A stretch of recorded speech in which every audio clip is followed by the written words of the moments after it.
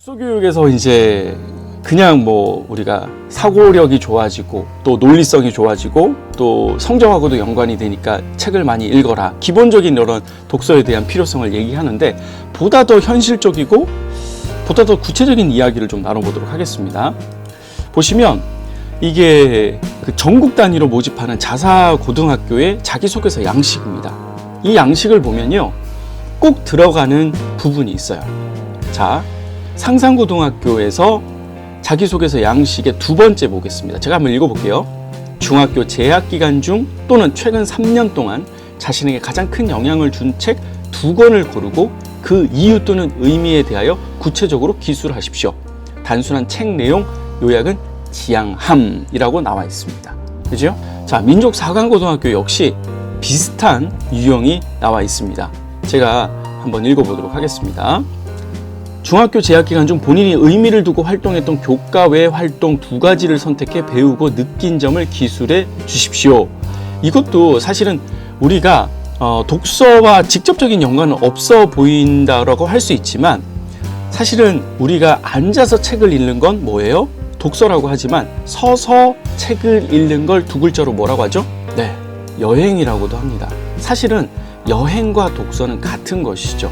따라서 우리 아이들이 앉아서 책을 읽는 것 외에 걸어다니면서 활동하면서 하는 것도 또 다른 독서라고 보는 것이죠.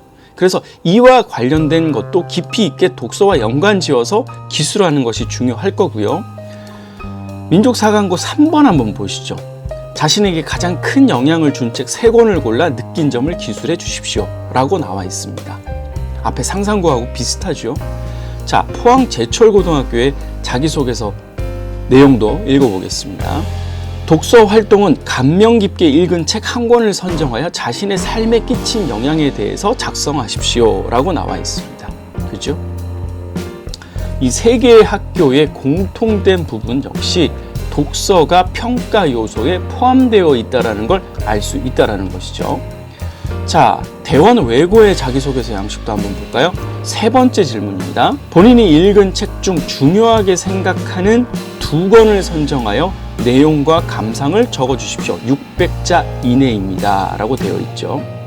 자, 전국 단위로 모집하는, 물론 이제 대원 외고 같은 경우는 서울시 소재 중학교를 졸업한 학생들이 지원을 하긴 합니다만, 어쨌든 독서라는 것이 평가에 상당히 중요한 요소임에 틀림이 없다라는 것이죠. 자, 추가적으로 한번 말씀드려보면 2022 개정교육과정에서 되게 중요한 영역이 제가 자기주도적인 학습 능력이라고 했잖아요. 근데 대원 외고의 자기소개서 1번 양식 한번 보시죠. 한번 읽어볼게요. 학생 스스로 학습 계획을 세우고 학습해온 과정과 이를 통해 느꼈던 점에 대해서 자신의 진로와 연계해서 기술하는 부분이 있고요. 또 하나, 제철고등학교의 2번 문제도 보면 비슷한 양식입니다. 학습을 위해 주도적으로 수행한 목표 설정, 계획, 학습, 그리고 그 결과 평가까지의 전 과정, 그죠? 이 부분에 대해서 구체적으로 기술하시오 라고 되어 있습니다. 마찬가지로 자기주도적인 학습에 대한 부분을 기술하라고 나와 있는 것입니다. 사실은 이 독서라는 것도 내가 무엇을 읽고 그것을 충분히 파악한 다음에 다른 사람과 그 내용을 공유하고 다음에 내가 어떤 책을 또 읽어야 될지를 계획하는 것도 자기주도적인 학습의 아주 일부분이지만 해당이 되는 영역이죠. 자, 그걸 일단은 배제하더라도 독서는 뭐다? 상당히 중요한 평가의 요소가 된다는 것을 확인할 수 있습니다. 자, 대학교에서도 마찬가지입니다.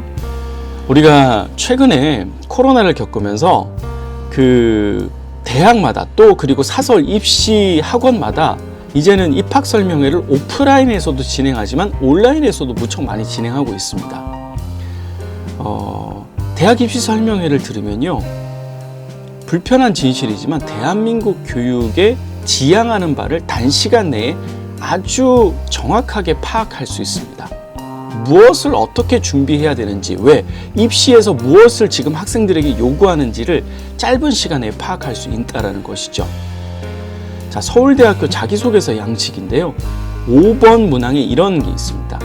읽었던 책 중에서 자신에게 가장 큰 영향을 준 책을 순서대로 3권 이내에 기술하십시오 라고 말이죠. 자, 어때요? 앞에서 봤던 문항과 상당히 유사하지 않습니까? 자, 무엇을 기술하냐 한번 들여다보죠. 책의 요약이나 감상보다는 읽게 된 계기, 그리고 두 번째, 이 책에 대한 긍정적 또는 부정적인 평가, 그리고 세 번째, 이 책이 자신에게 준 영향을 중심으로 기술을 하면 된다라고 하는 것이죠. 사실 이 두 번째 있죠. 긍정적, 부정적 평가라는 건 평론에 해당이 되는 것이죠. 이 책에 대한 단순한 요약과 배운 점, 느낀 점, 독후감적으로 접근하는 것이 아니라 책에 대한 긍정적 평가와 부정적 평가까지 할 수 있다는 건 책에 대해서 상당히 고난이도적인 고찰을 할 수 있어야 된다는 겁니다. 자, 책에 대해서 이렇게 읽게 된 동기와 평가와 영향까지도 기술을 하라고 나와 있죠. 사실은 서울대학교뿐만이 아닙니다. 대부분의 대학이 사실 이 독서에 대한 문항을 가지고 있습니다. 자, 우리 아이들이 취업을 할 때는 괜찮을까요? 자, 그 내용에 대한 부분까지도 보죠. 대구광역시는요, 신규 교사 임용 시험에서 책에 대한 부분을 평가하기 시작합니다. 자, 2016년에 대한 이야기를 보면 3권을 평가하죠. 노노와 명심보감, 그리고 에밀, 루소에 대한 부분이고요. 17년도에는 2권이 더 늘어납니다. 난중일기와 데미안. 18년도에는 9권, 19년도에 15권, 20년도부터는 이제 20권의 책을 지금까지 계속 평가해 오고 있습니다. 물론 20권의 책을 전부 다 평가하는 건 아니에요. 어떻게 하냐면 매해 20권의 책 중에서 3권 정도를 추첨해서 선정해서 이 관련된 책을 평가한다라고 합니다.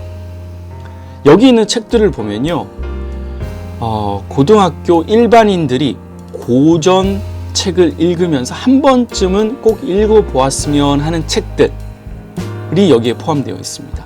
그죠? 그리스 로마 신화나 소크라테스의 변명, 문화의 수수께끼, 갈매기의 꿈, 어린 왕자, 삼국사기나 간디의 자서전 같은 책들은 정말 주옥 같은 고전이고 명작이지 않습니까? 그러한 책들을 교사 임용 시험에도 평가의 요소로 포함시키고 있다는 겁니다. 제가 이런 얘기를 하면요, 가끔 이런 답을 하십니다. 강사님, 저희 아이 이제 초등학교 1학년이에요. 이제 유치원 졸업했는데요. 초등학교 3학년, 4학년이에요. 너무 먼 이야기 하시는 거 아닌가요? 라는 이런 반문을 하시기도 합니다. 그런데요, 이렇게 설명을 좀 드릴게요. 우리가 찰흙을 이렇게 뜯습니다. 가장 말랑말랑하고 손 가는 대로 빚어지는 때가 언제죠? 바로 뜯자마자 그 순간이죠. 시간이 조금 지납니다. 어떻습니까? 이전보다는 확실히 모양을 변형시키는데 좀 더 많은 힘이 필요한 것이죠. 왜? 천천히 굳어가기 시작하거든요. 그리고 시간이 좀 지났어요. 그러면 이제는 굳어져서 손을 대면 어때요? 네, 굳어진 상태에서 힘을 가하게 되면 부러지게 되는 것이죠. 그죠? 마찬가지입니다. 지금 우리 아이들이요, 초등학교 또 유치원 졸업한 요 시기가 바로 손 가는 대로 빚어지는, 찰흙을 탁 바로 뜯자마자 요 상태입니다. 부모가 이끄는 대로, 부모가 보여주는 대로, 부모가 가이드하는 대로 아이들의 습관과 생각과 사고가 아주 유연하게 변해갈 수 있습니다. 습관이 부모가 이끄는 대로 형성될 수 있는 그런 결정적인 시간이라는 것이죠. 그러다가 이제 중학생이 됐어요. 부모가 이전보다는 훨씬 더 많은 노력을 해야지만이 바뀔까 말까 하는 순간이 오는 거죠. 이미 그분이 온 순간에는요, 아이들의 습관은 형성시키기보다는 이제는 지켜봐야 되는 순간인 것이죠. 그리고 고등학교 때는 어때요? 부모가 개입할 수 있는 여지가 전혀 없습니다. 아이 스스로 이제는 본인이 알아서 하는 순간이지 않습니까? 따라서 이렇게 독서가 입시에도 또는 취업에도 어떻게 보면요, 배움의 평생 습관이고 평생 전략이 바로 독서입니다. 그죠? 부모가 많은 유산을 물려주는 것보다도 아이에게 평생 배움의 습관인 이 독서 습관을 어렸을 때 자리 잡아주는 것이 가장 큰, 제가 봤을 때는 상속이고 큰 재산을 물려주는 거라고 생각이 듭니다. 너무나도 중요한 이 습관 형성이 언제 이루어진다? 바로 유치원을 졸업하고 초등학교 시절에 형성이 되기 때문에 이러한 내용들을 제가 안내하면서 독서의 중요성을 안내를 해드렸습니다. 한번 되짚어 보시면서 이렇게 독서가 중요한 거구나 한번 좀 피부로 직접 느껴보셨으면 좋겠습니다.